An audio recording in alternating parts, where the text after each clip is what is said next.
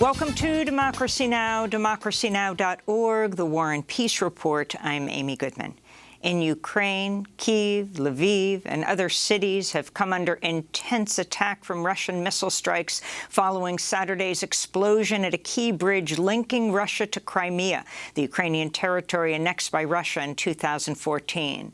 The blast on that bridge, the longest in Europe, collapsed 2 roadways and reportedly left 3 people dead.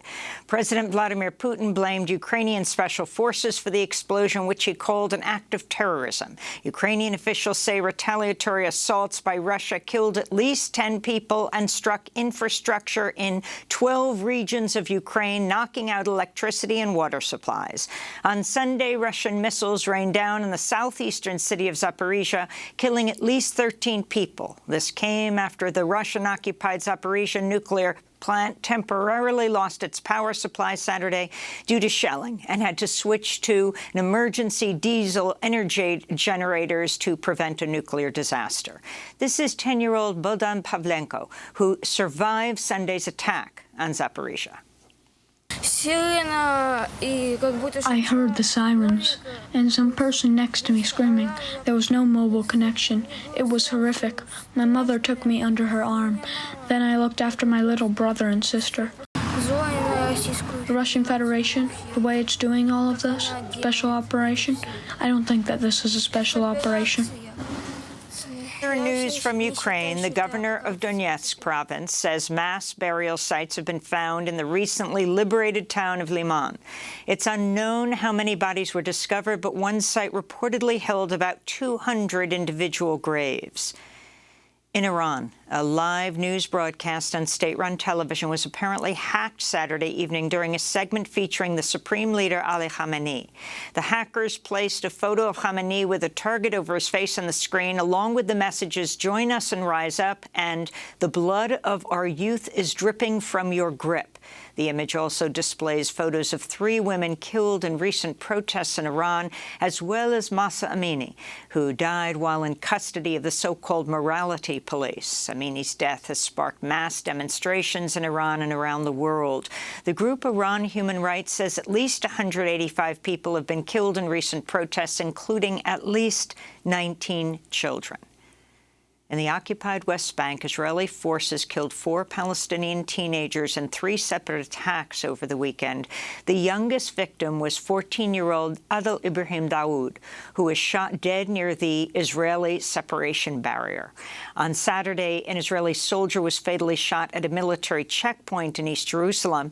In other news from the occupied territories, Israel's agreed to pay $141,000 to the family of Omar Assad, an 80-year-old Palestinian-American man who died after being violently detained by Israeli forces in January. It's extremely rare for the Israeli military to admit wrongdoing or compensate Palestinian victims of its crimes. The United Nations is calling for an investigation into the deaths of 15 migrants found Friday on a beach in western Libya. 11 of the victims were found partially burned in the charred remains of a boat. 4 other bodies with injuries were found near the boat. The UN says the migrants' deaths likely resulted from clashes between rival human smugglers in an area that's frequently used as a launching point for asylum seekers hoping to reach Italy by boat. The International Organization for Migration reports at least 216 people have died attempting to cross the Mediterranean so far this year, with another 724 missing and presumed dead. Here in the United States, judges temporarily blocked abortion bans in Ohio and Arizona Friday, while challenges to the bans proceed. Following the Supreme Court's overturning of Roe v. Wade in June, at least 13 states have enacted a near-total ban on abortion. Meanwhile, people took to the streets Saturday in nationwide rallies organized by the Women's March ahead of next month's midterms. In December, protesters marched to the U.S. Capitol. We're here today because my blood and my tears had to fight to vote, had to fight to get Roe in the first place. My personal attitude is that I don't believe that anybody should be made to become a mom if it's not in the cards for them, and I don't think that politics should determine that. It's my body, my choice for every woman in the world, not even just our country. In Nevada, Alabama Republican Senator Tommy Tuberville launched into a racist tirade at a Trump-held rally in support of Republican midterm candidates Saturday. They want crime because they want to take over what you got. They want to control what you have. They want reparation because they think the people that do the crime are owed that. Bullshit. Journalist and author Jamel Hill tweeted in response to the racist remarks, quote, a reminder that Tommy Tuberville was a collegiate coach for nearly 30 years, during which he coached scores of black players. He made millions off their abilities, but here's what he really thinks about black folks, she said.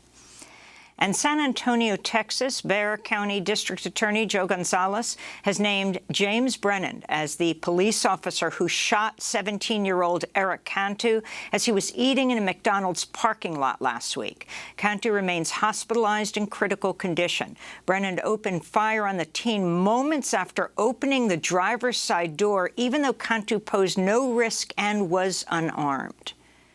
In other news from Texas, the Uvalde School District has suspended its entire police force.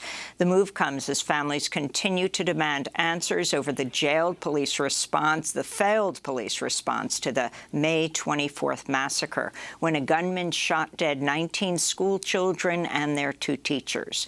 Police officers on the scene waited 77 minutes before confronting the teenage shooter. In Utah, a jury has acquitted 2 animal rights activists who face prison time for rescuing 2 sick piglets from a Smithfield Foods factory farm in 2017. It's a major victory for animal rights advocates and the group behind the 2017 rescue, Direct Action Everywhere, DXE, who've been fighting to establish a right to rescue animals in distress. This is Wayne Chung speaking to journalists and supporters after the verdict Saturday night. You know, these 2 beautiful creatures who didn't deserve the crate and the suffering they were living in, and the jury bought that too. So, on to the next rescue, huh?